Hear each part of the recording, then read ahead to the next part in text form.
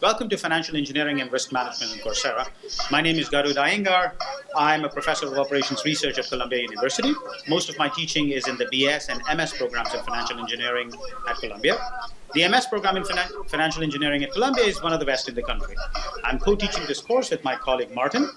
Yes, my name is Martin Hull. I'm also in the Operations Research Department at Columbia University.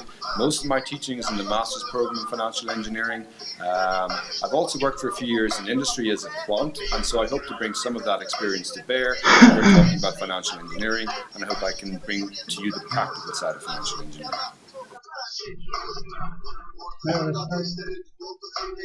The goal of this course is to give you a very broad and accessible introduction to financial engineering and risk management. Talk about what are the important problems of this field, how they are implemented in practice, why theory doesn't always translate into practice, and what we would try to do is to keep the mathematics at the level of an advanced undergraduate so we can focus on the financial concepts. That's true. In fact, we're going to focus on discrete time models rather than continuous time models in this course. We'll focus on using probability rather than the rocket science of stochastic calculus. And the reason we're going to do that is we feel that we can teach the fundamental concepts of financial engineering in a much better way when we keep the mathematics to a fairly basic level.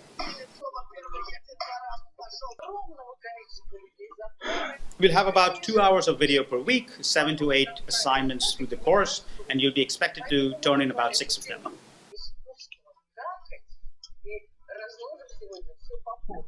You're going to learn the key concepts of financial engineering and risk management in this course. You'll understand why portfolio optimization and asset allocation are very difficult to implement in practice.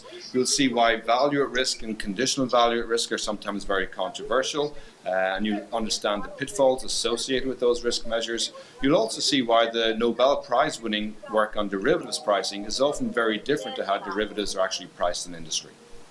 You'll also learn how financial engineering can be abused and has been abused in practice, but you will learn that financial engineering is very important, it's now indispensable.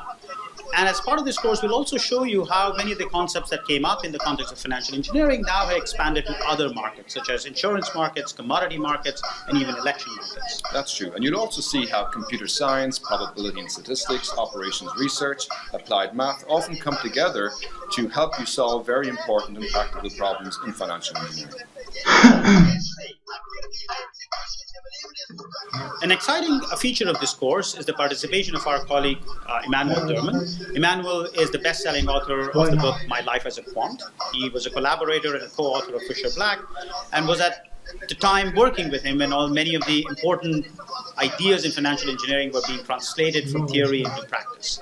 We are very excited to have him, and he would be participating in the course as 2 or 3 interview modules where we'll be talking to him about how financial engineering started, what were the important problems, where does he think financial engineering is going, and we will be asking you to submit your questions. If you're interested, we'll talk about all of these questions along the way.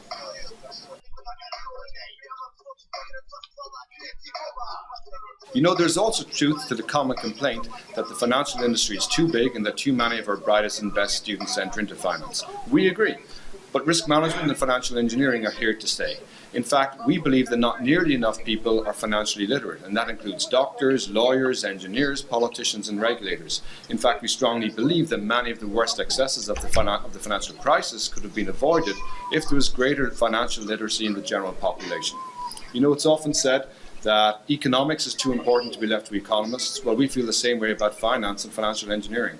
It's too important to be left to economists, bankers, and politicians and regulators. Financial engineering and risk management is a very important part of the global economy now, and as Martin said, it's here to stay. This course is going to expose you to some of the most important problems of this field and hopefully encourage you to learn more. So we'll see you soon.